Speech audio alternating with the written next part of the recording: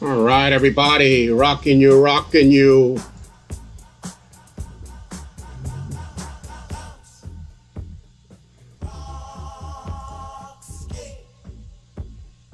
Roll, bounce, roll, skate,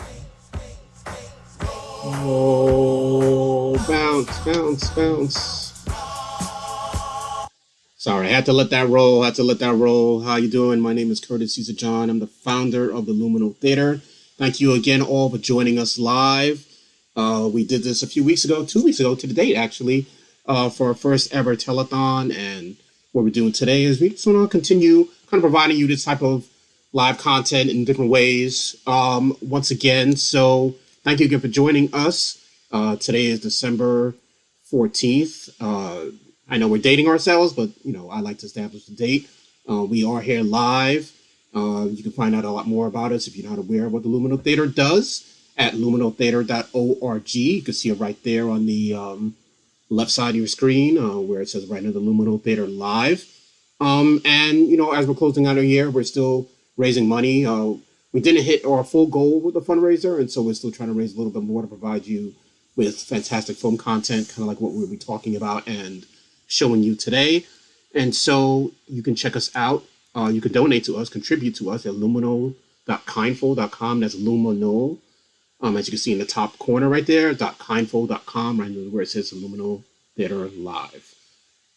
So without any further ado, what we're going to be doing is today, at the first part of our program right now, we're going to be showing you an excerpt from our telethon from 2 weeks ago. It's actually our interview with Melissa Lyde of Alfreda Cinema, which is a micro cinema, a touring micro cinema very similar to us.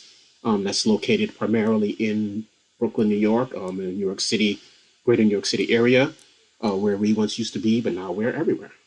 Um, we're going to be talking. We did chat with Melissa. I chatted with Melissa about her work as a curator and about a fantastic film program that she did around the film Daughter to the Dust this past summer. The video is a little laggy, so apologies. We have some sync issues with Zoom that we have since figured out, or hopefully figured out. We're going to be testing part of that today. We're kind of going full experimental, but nonetheless. So stay tuned, excuse me, and check out this playback of this interview with our good friend and colleague, Melissa Lyde of Alfreda Cinema. And afterwards, we're going to be talking about the new films that are part of the National Film Registry. We'll be providing you some information on those films and exactly what the film registry is about on the whole. So stay tuned if you're unaware of what that is. Stay tuned and join us right after the chat with Melissa around 12:35, 12:40 or so. We'll be having a brief conversation about all that. All right? Cool. See y'all soon again.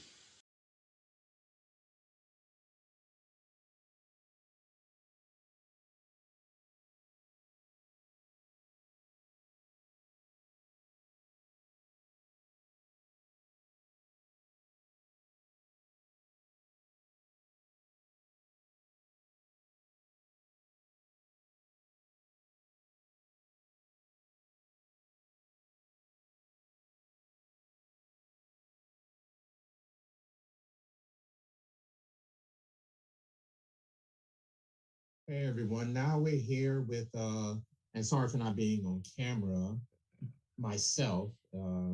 As you've seen, we've had a number of technical difficulties today, and so we apologize, but we are here with our good friend Melissa Lyde of Alfreda Cinema. Melissa, how are you? I'm doing well. How are you guys doing out there? We could be doing a little better if our thing wasn't freezing all the time. As you were saying when we were coming into the chat just now, someone has to be the first to do these things in such a way. And I guess, we're the constant experimenters. People do experimental cinema. I guess we can do experimental telethons and exhibition Fundraisers. and all those things, right? So, but other than I that, mean, we're here with you, and that makes up for all of that. So, well, I'm happy to participate and happy to be a part of this truly amazing fundraiser, especially on this Giving Tuesday. Hopefully, you guys will be able to reach your goal. I'm not sure what that is exactly, but I mean, let the audience know. Remind us why we're here. Well, our goal is $8,800, which doesn't sounds random, but it's not. It's really toward us getting to a certain space for being able to pay our staff and do a number of really cool programs for 2022 um, up and along the Eastern Seaboard. So yeah, that's our number. And so we, it's we're getting toward there. The day's not even halfway over for the telethon yet, so we're feeling good about it all. So yeah, thank you for bringing that up. Totally. So tell our viewers who maybe some of our people are not familiar with Alfredo Cinema and your work. So please share with us, everything that you're about and what you're working on right now. Absolutely. Thank you again for asking me to participate in this. I'll just say that the Luminal has been, and Curtis, for the most part, have been mentors to me in similar pursuits, as I'm also in the roving film series, um, film programming aspect of film exhibition.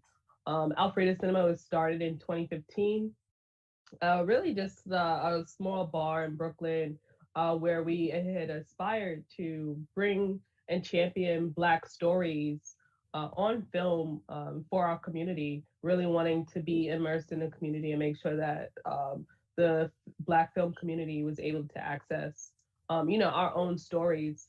And since then, we have transitioned to a residency actually at Metrograph. And we do have an upcoming program that is highlighting Black women filmmakers from the UK. Actually, this program is called Kindred, a consideration of Black British cinema from 2014 to 2021.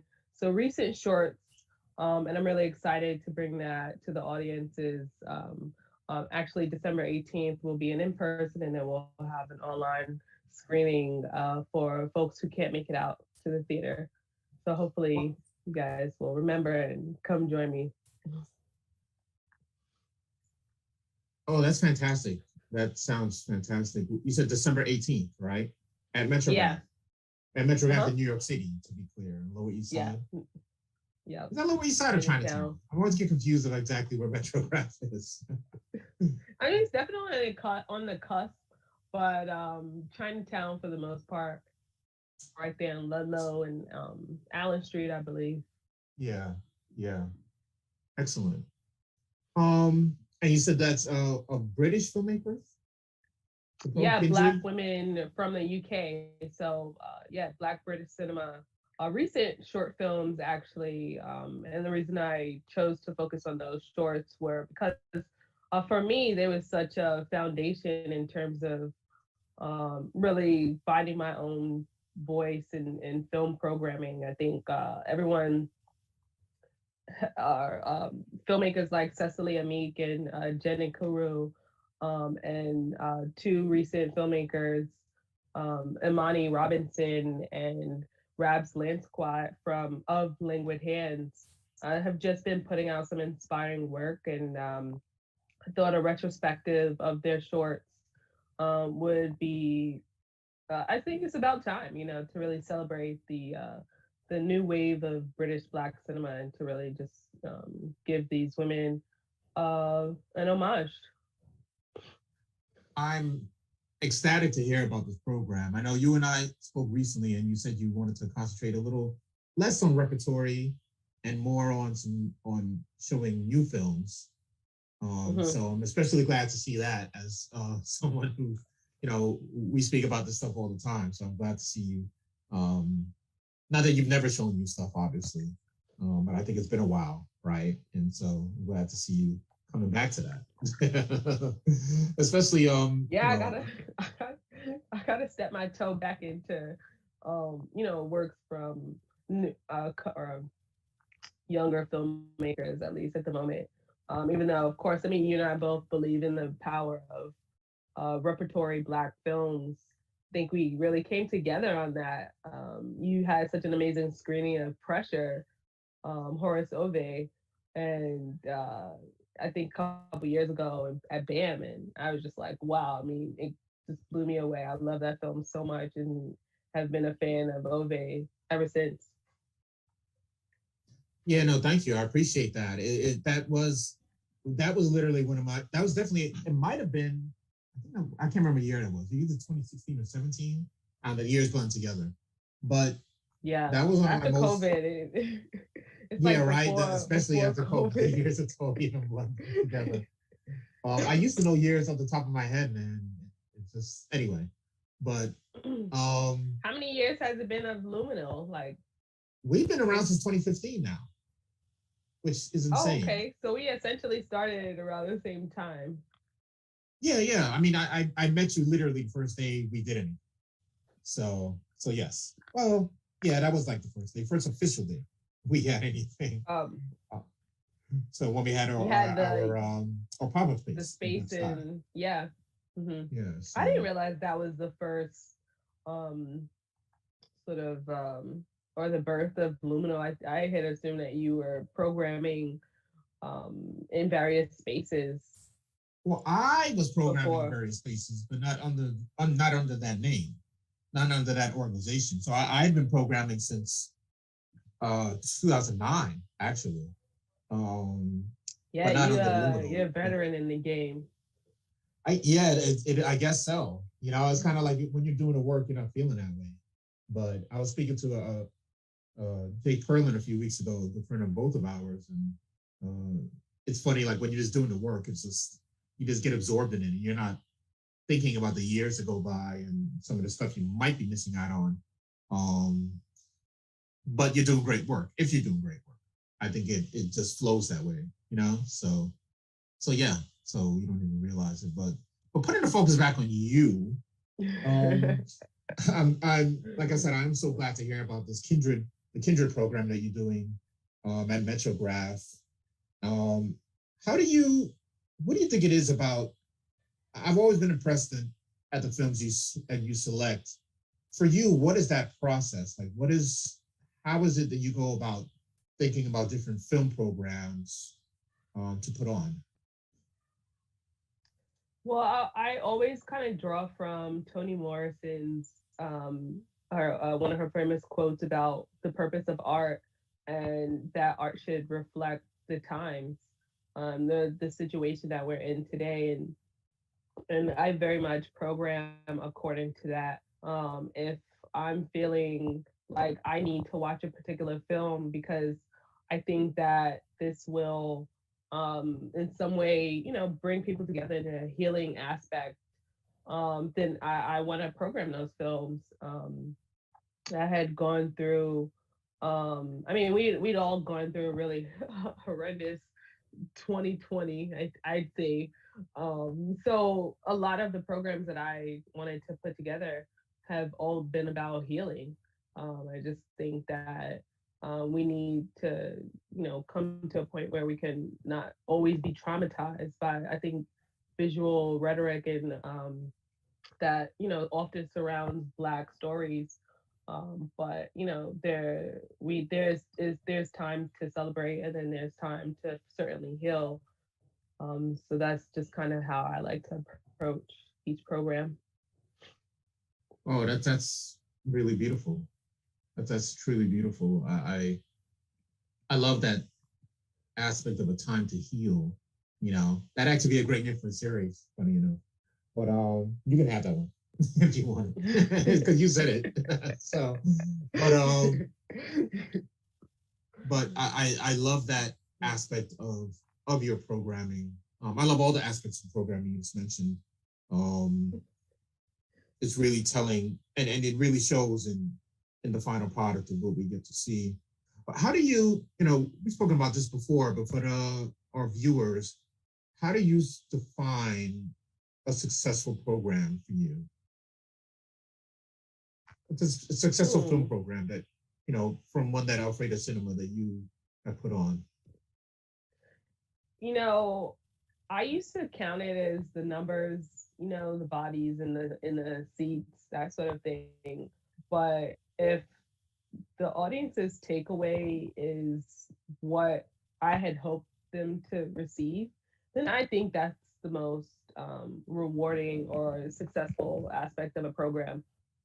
I mean, if they're receiving exactly the tone that I really am trying my best to give, for me, that's the most rewarding. Um, and then you do want to have at least like 75 people come. I hear you. Like you say, Um, you gotta keep. You no, gotta I be a mean, draw. but it's funny. It's not. I think it depends on the film too, right? From my perspective. Mhm. So I'm not disputing what you're saying. Um, for me, it kind of depends on the film as well. And like certain films are just gonna be really extremely difficult to draw numbers, especially if you're showing them one day. You know. Um, but yeah, I do agree. But it's really about having the people who that film is going to make a difference for.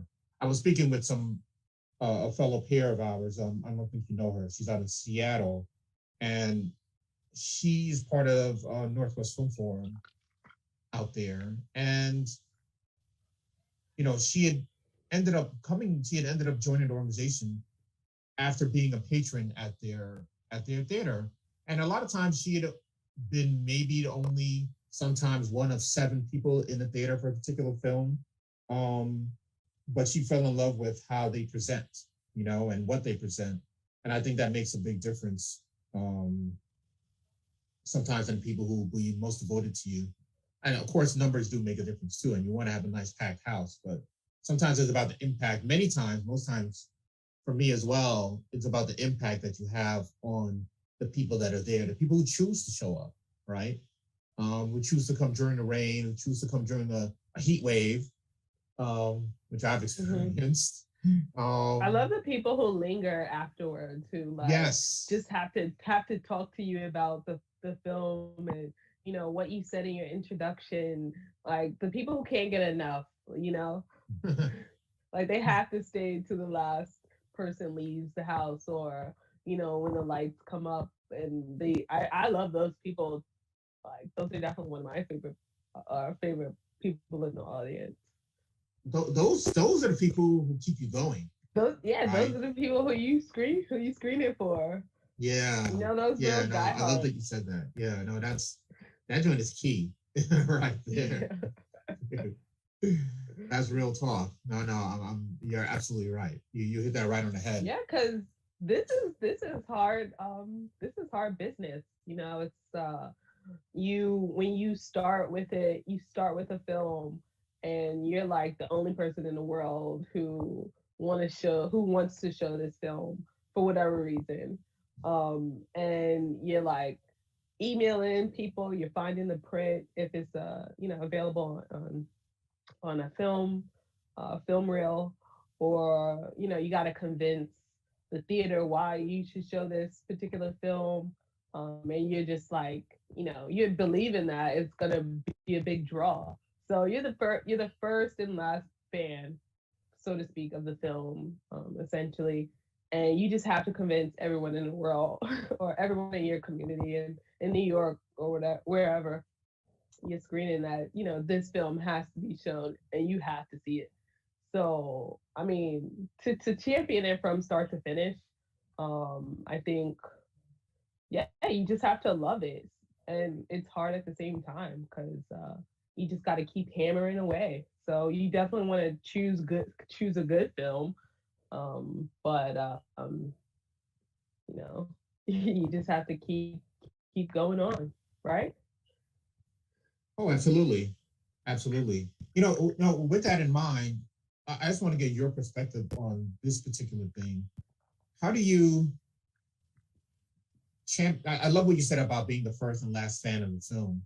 And so with that, how do you champion a film that most people don't even know exists, but should be seen? Mm. Well, I actually had that experience recently. Earlier this year, I showed Move Confrontation in Philadelphia, a film from, I believe, 70. or maybe like 81 or 70, 78. Karen Palmer and Jay Mancini directed this documentary about the first attack on the move home in Philadelphia. It This film had essentially been buried up and had not had a chance of a a full proper release. So in my mind, I was like the only person who had seen this film, but I knew that it had to be seen to a larger audience.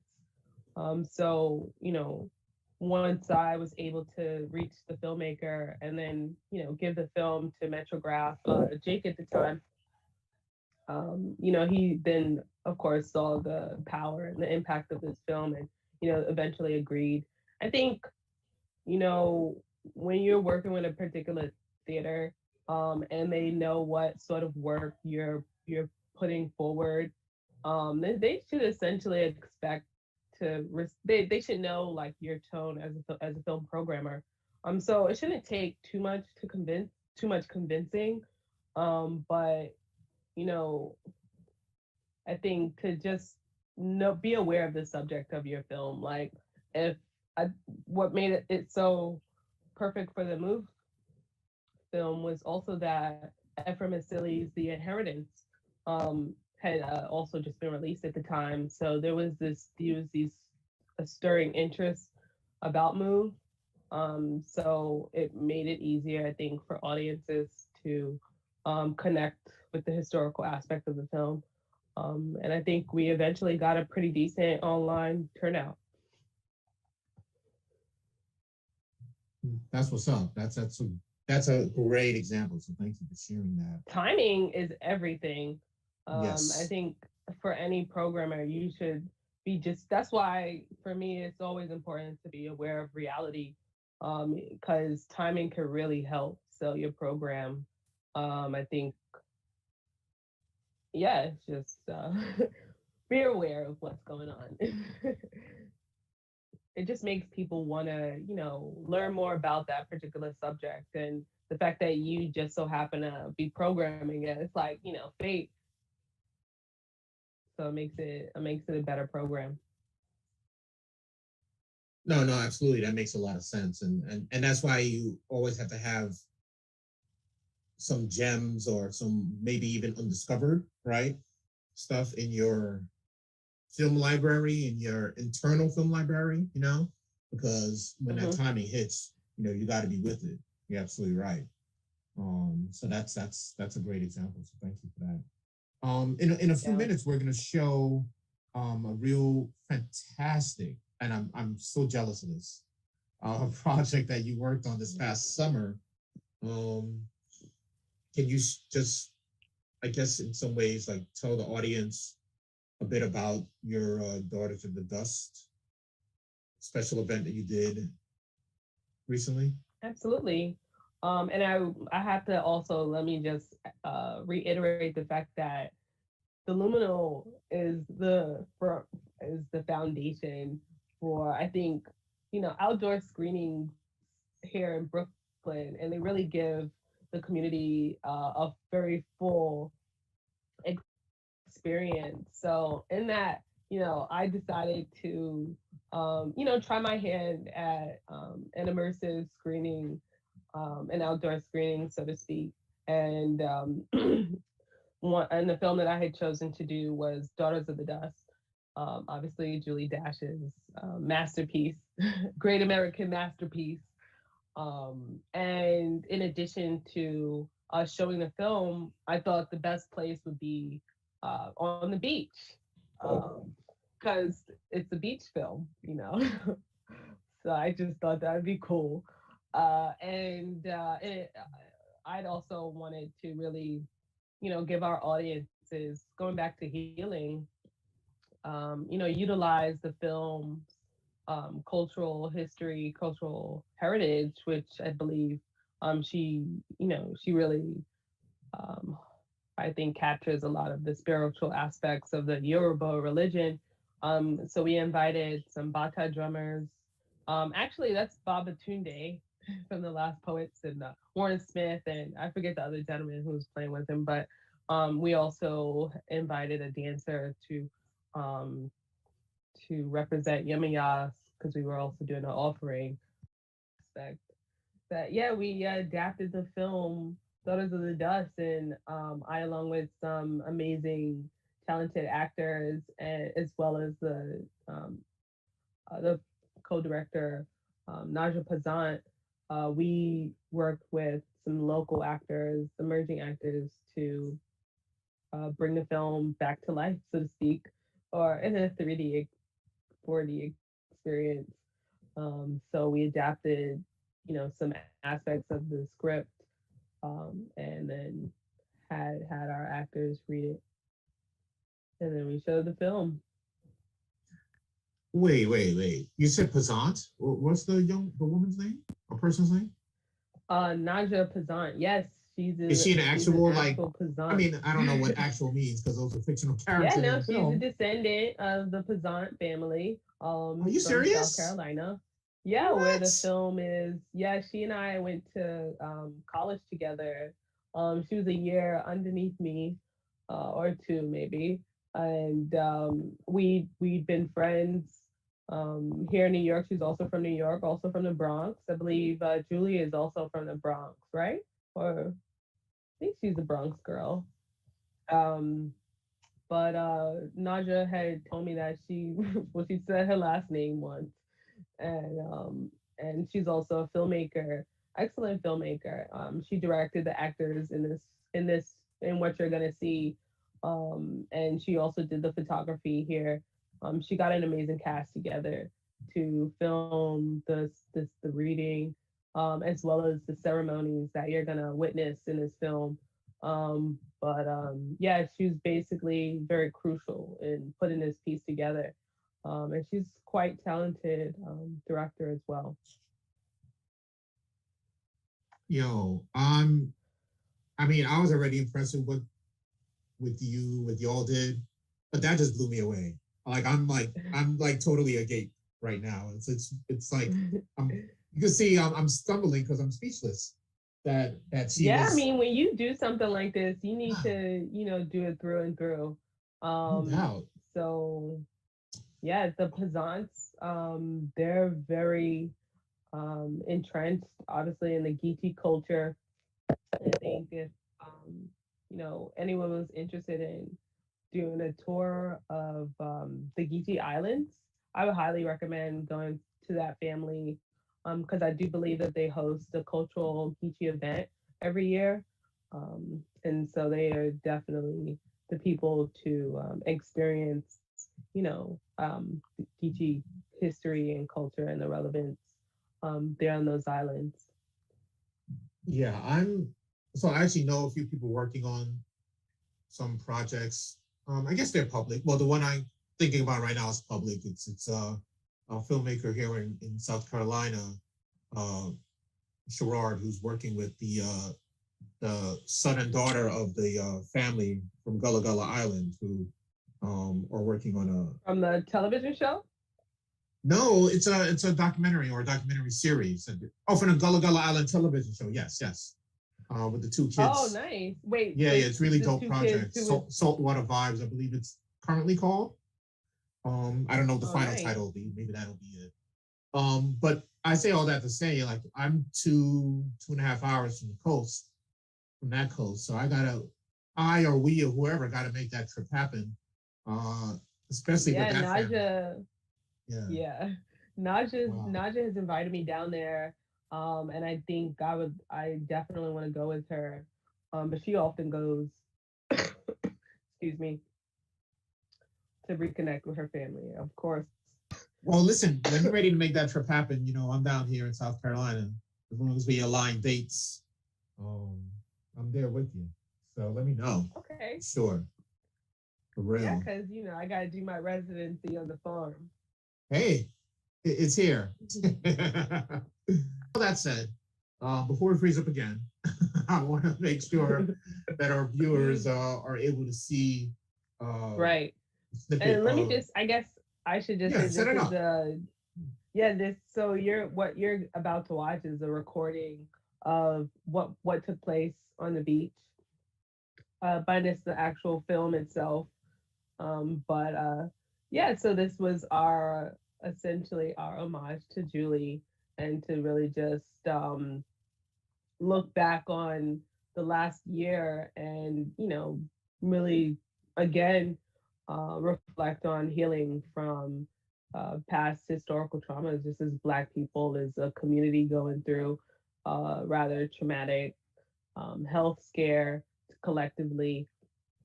Um, yeah, so that's what you're gonna watch. Cool. Well, I'm watching it in full Oh for the yeah, first time. I reviewed it when you sent it, but I'm watching it live with all of y'all for the first time through. So looking very, very, very forward to it. And I thank you again, Melissa, not just for spending some time with us here at our telethon and being a supporter of the Luminal, but being a friend and peer to us. So thank you again, sis. same. And I will see you soon, and hopefully see you in South Carolina soon, soonish, soon Yes, enough. Let's put it absolutely. I that would way. love that. All right, that's what's up. Thank you All right. all.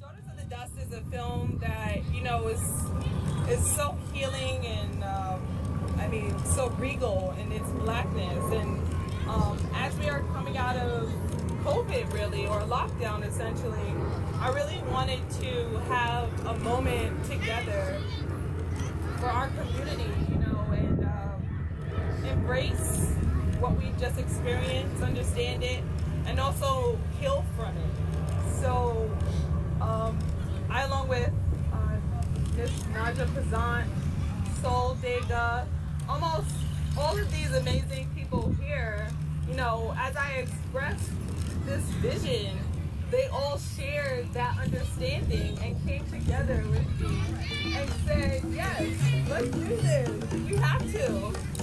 So here we are today to present to you Daughters of the Dust Live, which means we're going to bring to you a live reading of scenes from the film. But before we do that, we would like to first honor our ancestors and show appreciation to Mother Earth and Yemaya, present behind you now.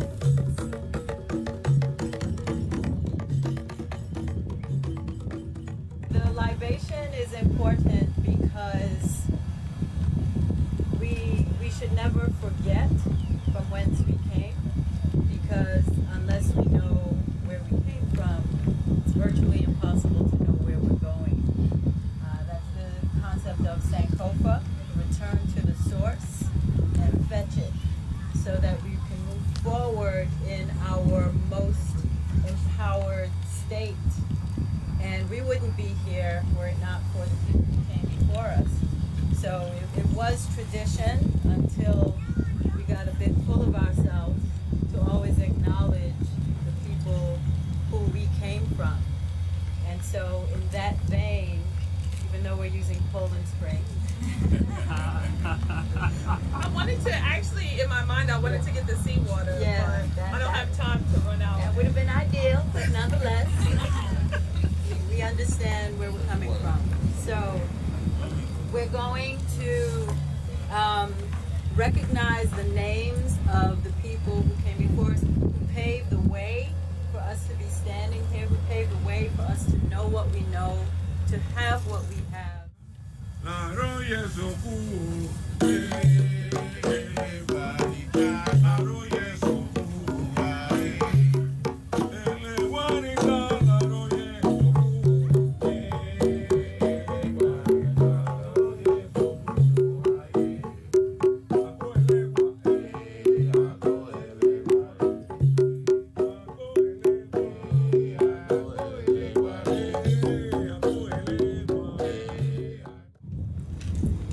I might not have been born into this family, but I'm here now, and I say, let Nana Pizzazz stay behind.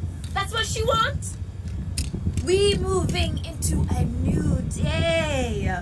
She too much part of the past. Don't let Daddy Mac hear your mouth. I'm a fully grown woman, and I don't have to mind what I say. I done born 5 children into the world, and I put 2 in the ground next to their daddy. And I work all my life and ain't got nothing to show for. And if I can't say what's on my mind, then damn everybody to hell. Mine now. The laws are listening. I am an educated person, and I am tired of those old stories. I mean, watching her make those root potions. Who do she be talking to? Just like those old saltwater folk used to do. My children ain't going to be like those old Africans fresh off the boat. My God, I still remember. Never come up, and nobody can walk on water. We'll be fine, Nana. Now, Nana, don't you go worrying. We're going to be just fine. Mind now, Nana Pizzazz. Don't go work yourself up. It's too hot out here for no mess. Viola, get a hold of yourself. I've been on my own since I was a little girl. I've been on my own for such a long time.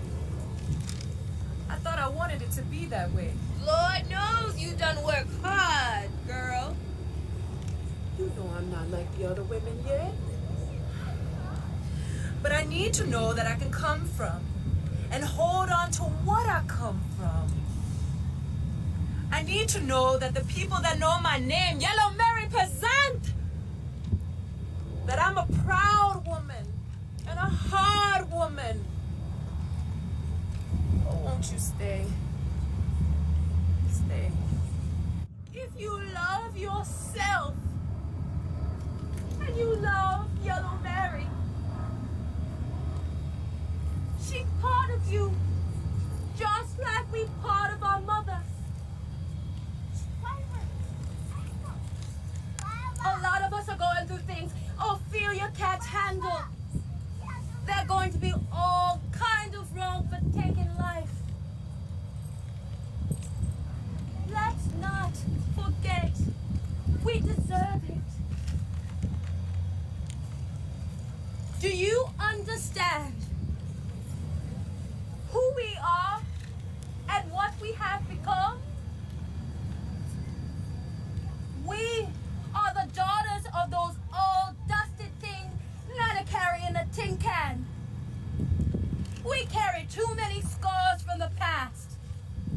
Our past Recording in progress. And honestly, bro, I don't want to be around anybody's sweat right now, other than my own. Take You know, unless there's a good enough of a distance, you know. Let us live Yeah, our lives. I didn't think about, I just, what you just said, like I lived that, with me living down here, today, man, to our family. it's so much.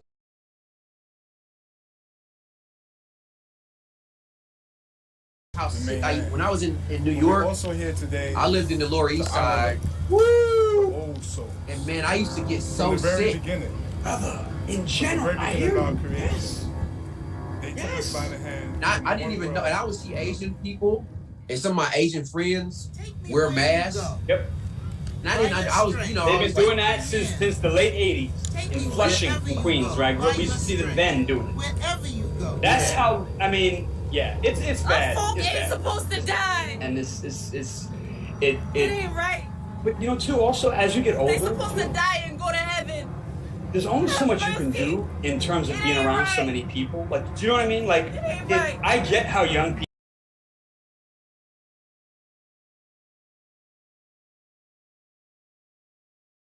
The point. I think Curtis wanted us to go on mute for a second. Oh, yes, go ahead. Who do mess? Ain't no roots and herbs going to change nothing. Doggone it spoiled everything. All who used to do it this way got none today.